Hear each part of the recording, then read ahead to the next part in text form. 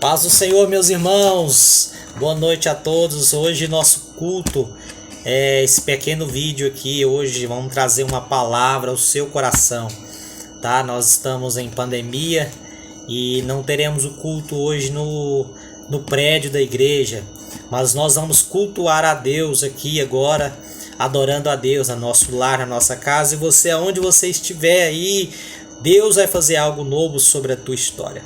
Tá? Nós estamos no mês profético, cujo tema é Romanos 12. Regozijai-vos na esperança, sedes paciente na tribulação, na oração perseverantes. Persevere na oração. Nós precisamos perseverar, nós precisamos continuar, nós precisamos acreditar, porque a fé é o firme fundamento daquilo que não se vê, mas daquilo que se espera. E Deus tem algo novo para você. Você precisa crer, você precisa continuar buscando, adorando e crendo no nome do Senhor. Quero deixar uma pequena reflexão ao seu coração. Olha só, Filipenses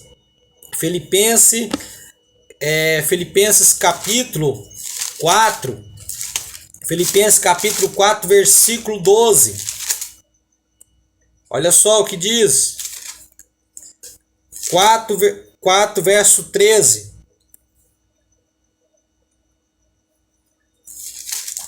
Aleluias. Filipenses 4.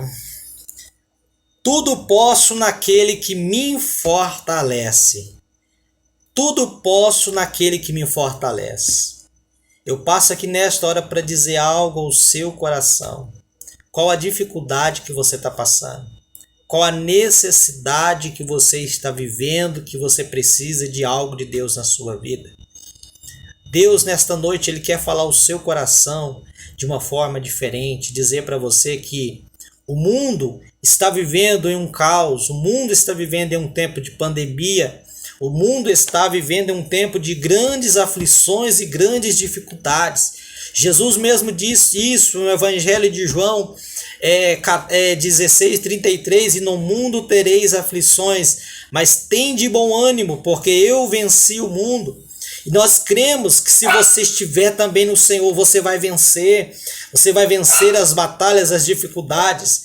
E o interessante de tudo é que Paulo está escrevendo aos Filipenses, tudo posso naquele que me fortalece.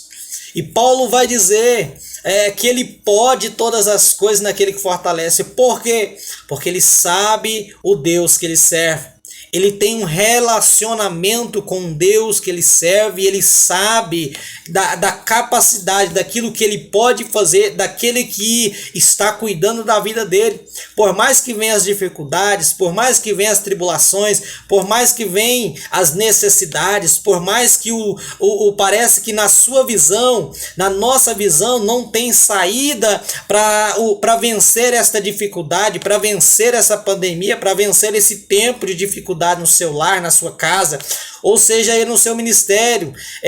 Mas quando os nossos olhos estão em Deus, tudo é diferente, porque nós vamos entender que nós podemos todas as coisas, porque Ele é que nos fortalece. E todas as coisas cooperam para o bem daquele que ama ao Senhor, daquele que ama a Deus. Essa dificuldade na sua vida coopera para você se achegar mais perto de Deus. Essa dificuldade na sua vida coopera para você ter experiência com Deus. Essa dificuldade na sua história, no seu ministério, coopera para a glória de Deus se manifestar na sua vida, na sua história, no seu coração. E Deus vai fazendo algo novo sobre a tua vida. Olha Paulo escrevendo: tudo posso naquele que me fortalece.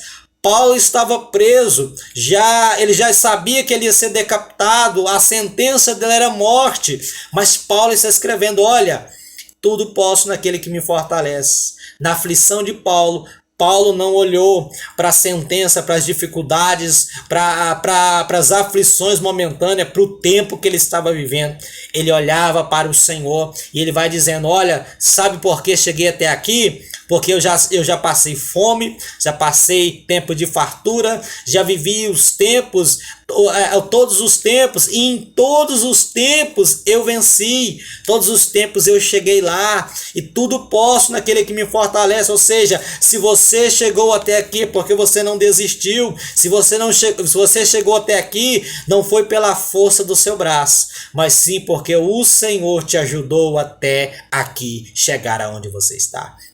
E não vai ser diferente. Deus vai te ajudar daqui para frente. Eu quero dizer para você, nós precisamos perseverar na oração. Nós precisamos perseverar na leitura da palavra. Nós precisamos perseverar orando, buscando, adorando ao Senhor e na comunhão do partir do pão, porque assim nós vamos vencendo dia após dia as dificuldades, os momentos de aflições, porque Deus é comigo e Deus é com você. Olha só, quero finalizar minha participação dizendo isso para você. Olha o que Paulo está dizendo.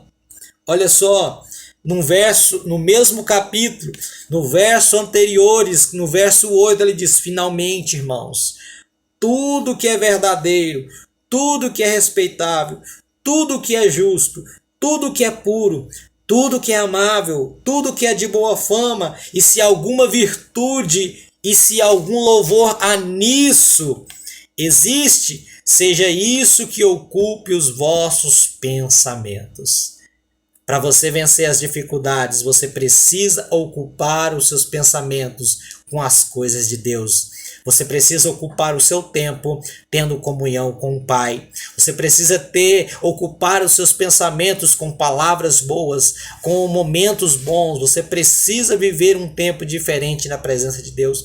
Sabe o que vai diferenciar, que vai te ajudar a vencer? É quando você entender que o que precisa ocupar a sua mente não é palavra de derrota, mas palavra de vitória. O que precisa ocupar a sua mente não é palavra de destruição, mas palavra de reconstrução. O que você precisa entender, que se o inimigo disser uma palavra ao contrário na sua vida, entenda que a palavra de Deus para você, ela é a final, e a palavra de Deus que vai te sustentar, que vai fazer você viver e alcançar um tempo novo na presença de Deus. Amém, meus irmãos? Eu deixo aqui essa pequena reflexão no seu coração, e eu estou aqui com a presença ilustre, nosso irmão Luciano.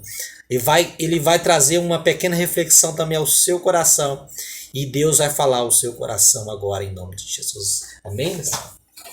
Glória a Deus.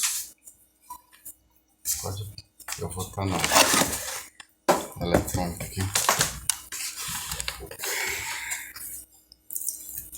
Glória a Deus.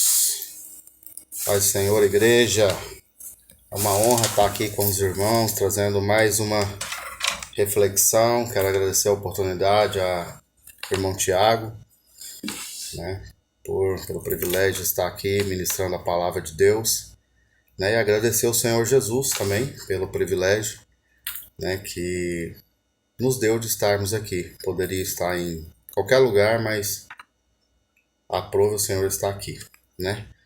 Vamos lá então. Eu quero compartilhar um texto que está nos Evangelhos, né, no livro de Mateus, lá no capítulo 14, a partir do versículo 1. Vamos dar base ao texto, que diz assim.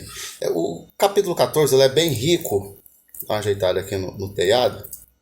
O capítulo 14 ele é bem rico, mas vamos falar aqui de alguns pedaços e montar aqui a nossa reflexão. Naquele tempo, ouviu Herodes, o tetrarca, a fama de Jesus, e disse aos seus criados: Este é João, o Batista. Ressuscitou dos mortos, e por isto essas maravilhas operam nele? Porque Herodes tinha prendido João e tinha o manitado e encerrado no cárcere, por causa de Herodias, mulher de seu irmão Filipe. Porque João lhe dissera: Não te é lícito possuí-la. E querendo matá-lo, temia o povo, porque o tinham como profeta. Festejando-se, porém, o dia natalício de Herodes, dançou a filha, na verdade o natalício era o aniversário de Herodes, dançou a filha de Herodias diante dele e agradou Herodes. Por isso prometeu com juramento dar-lhe tudo o que ela pedisse. E ela, instruída previamente por sua mãe, disse: dai-me aqui, num prato, a cabeça de João Batista. E o rei afligiu-se por causa do juramento e dos que estavam à mesa com ele. Ordenou que a lhe desse. E mandou degolar João no cárcere. E a sua cabeça foi trazida num prato e dada à jovem. E ela levou a sua mãe. Chegando os seus discípulos, levaram o corpo e sepultaram, e foram anunciá-lo a Jesus. Versículo de número 13. Jesus, ouvindo isso, se retirou-se dali num barco para um lugar deserto, apartando-se e, sabendo o povo, seguiu a pé, descendo as cidades. Seguiu a pé desde as cidades. Vou repetir o versículo 13. E Jesus, ouvindo isto, retirou-se dali, num barco, para um lugar deserto, apartando. Jesus saiu, ouviu a notícia e saiu. Veja bem, João Batista era primo de Jesus por parte de mãe. João Batista, filho de Isabel, cresceu com Jesus. A história relata o nascimento de Jesus, a infância de Jesus até os 12 anos. A história relata a gravidez, a notícia dada pelo mesmo anjo que foi dada por Maria, foi dada a Zacarias, que ele seria pai. A mãe de João Batista, Isabel, era estéril e veio e teve um filho. E fala um pouco sobre a história de João. E depois ali tem uma pausa e não fala mais, só fala depois de João já adulto. A Bíblia fala que ele crescia robusto diante dos homens, com aparência forte, e que ele se vestia de pelo de carneiro, e comia mel silvestre e vivia no deserto. E por outro lado, Jesus já apareceu aos 30 anos, já a caminho de ser batizado, e já começa o seu ministério. Jesus já aparece no ministério. E a gente já imagina a infância dos dois crescendo junto, uma amizade. A história do povo de Israel é uma história que a família era muito unida. Quando Lázaro, o amigo de Jesus, morre, Jesus se condói e ele chora. Mas quando o primo dele morre, ele se retira. Quantos de nós, quando vamos de encontro a uma notícia muito triste que abala a nossa alma e nos tira do prumo? Quantas vezes enfrentamos essas notícias, nós nos abalamos a nossa vida emocional, abala o nosso ministério, abala o nosso trabalho, abala muitas vezes o nosso casamento, abala a nossa vida familiar, nos deixa desnorteado. O Senhor, essa notícia não foi uma notícia fácil. Jesus, ele está ali no exercício do seu ministério, fazendo as coisas que eram cotidianas, e de repente chega uma notícia forte, e ele disse: opa, eu preciso me retirar. E ele, na Bíblia não fala que ele só saiu, e ele foi para o meio do mar. Ele pegou um barco sozinho. Dessa vez não tinha Tiago, não tinha Pedro, não tinha João. O discípulo do amor não estava com ele. Ele não quis ninguém. Ele não quis ninguém. Ele quis o Pai. E ele foi para lá. Jesus, ele não desistiu de nada. Ele só deu um pause. Ele apertou o pause. Ele deu uma parada no seu ministério ali, de tudo que ele estava fazendo, e foi se recompor. E a Bíblia não fala o que ele fez, se ele chorou, se ele esbravejou, se ele orou. Mas uma coisa a gente sempre soube que Jesus, quando estava a sós, ele falava com o Pai. E eu creio que ele foi se restabelecer com Deus. Uma coisa nós podemos pensar, e eu gosto de... Isso é segundo Luciano. Eu penso assim que... Eu ainda não fiz um estudo apurado. Mas ele é o alfa, o ômega, né? Ele é o princípio, o meio e o fim. Ele espera aí, ressuscitei o filho de uma viúva, a filha de Jairo, o meu amigo Lázaro. Vou ressuscitar, mas o meu primo eu não vou poder ressuscitar. Mas contudo seja feita a vontade do Senhor. O João, que eu amo, e o Senhor, ele se restabeleceu. As coisas que nós podemos mudar, nós temos a graça de Deus para mudar, mas tem coisas que não tem como mudar.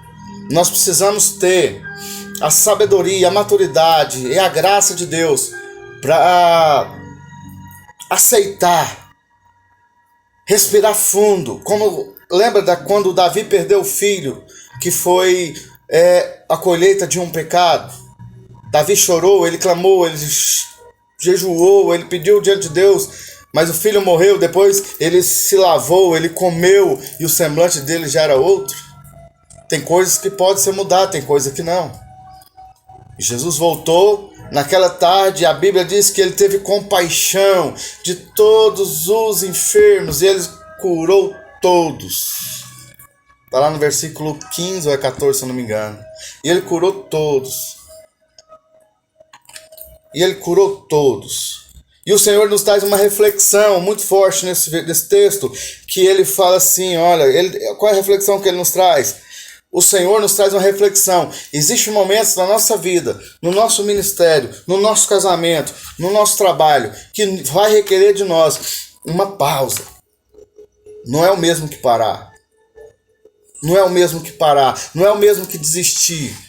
Desistir é abandonar. Desistir é não querer nunca mais. Mas é dar um pause. Dar um pause é voltar e dar o play do mesmo lugar que você parou. Voltar não é vergonha. Eu mesmo dei um play e voltei. Voltar não é vergonha. O cair é do homem, o levantar é de Deus. Jesus não caiu, Jesus deu um pause.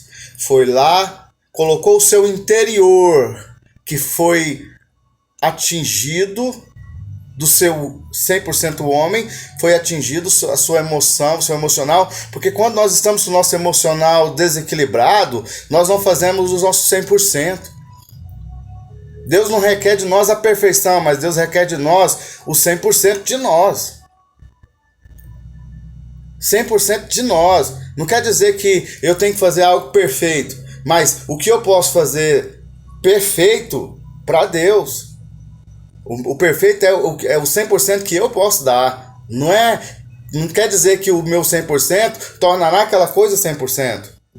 Exemplo, no sábado passado eu pedi a minha filha para me ajudar na faxina.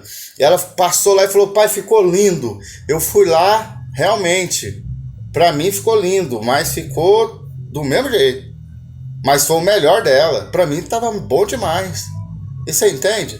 Então nós temos que colocar o nosso interior em paz, porque a Bíblia fala que seja a nossa paz, a paz de Cristo em nós, o árbitro, porque nós precisamos dessa paz para ouvir a voz de Deus, para saber as direções do Espírito.